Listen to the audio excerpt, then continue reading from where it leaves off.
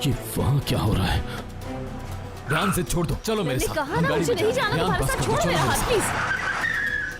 आजाद भाई, मीरान जाओ तुम, चले जाओ। तुम चाहते क्या हो? किस किस्म के इंसान हो तुम? मेरी तो समझ नहीं आता कि तुम कैसा अजाब हो जो हमारे सर से टलता ही नहीं है। तुम्हें यही मार दूं तो जानते हो लोग क्या कहेंगे? लोग कहेंगे मैंने ऐसे इंसान को मारकर बहुत ही अच्छा काम किया है, जान छूट गई इससे। आजाद खामोश रहो और मेरी बात सुनो पहले। क्यों सुनो मैं तुम्हारी बात? और सुनने को रह भी क्या गया है? तुमने सब कुछ बता दिया था जिस दिन मुझ पर गोली चलाई थी। बात करना चाहता था, बात करना चाहता था बस। ये बात करना चाहता था और तुम इसकी बात सुनने यहाँ पर चली आई और सब समझ रहे हैं कि तुम घर पर हो। तुम्हारा भी बराबर का ही कसूर है। इसमें रेहान का कोई कसूर नहीं है, मैं लाया था इसे। तुम फिर बोले बीच में। आजाद भाई से जो समझाना था मैं समझा चुकी हूँ, प्लीज चले यहाँ से, चले चले। देखो मीरान, तुम्हारा खेल अब खत्म हो चुका है। इस शहर के साथ साथ शाहदौलो खानदान को भी तुमने बेवकूफ बनाया है। तुम जैसा इंसान का कातिल नहीं बनना चाहता, लेकिन अपने खानदान के साथ तुम्हें खेलने नहीं दूंगा।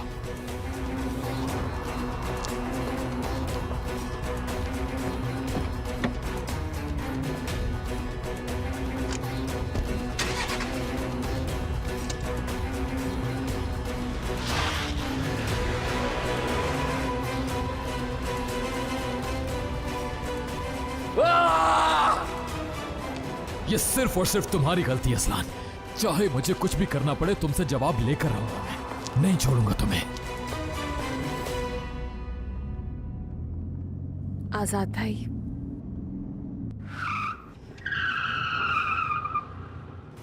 रेहान, तुम मेरी समझ से बाहर हो। मैं समझ रहा था कि तुम उसे जान चुकी हो, उसका असली चेहरा भी देख चुकी हो। तुम्हारे सामने उसने मुझे गोली मारी थी, लेकिन तुम अब भी नहीं समझना चाहती हो।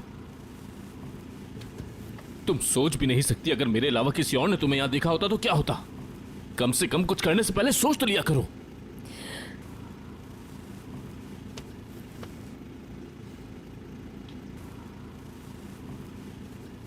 चलो बताओ मुझे कि उसने क्यों बुलाया था तुम्हें यहां? ठीक है, आप सही कह रहे हैं।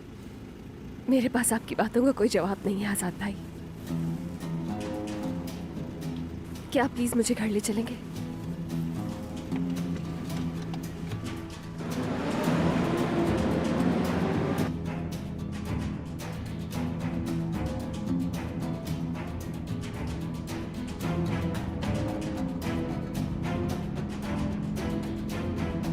हम घर की तरफ नहीं जा रहे।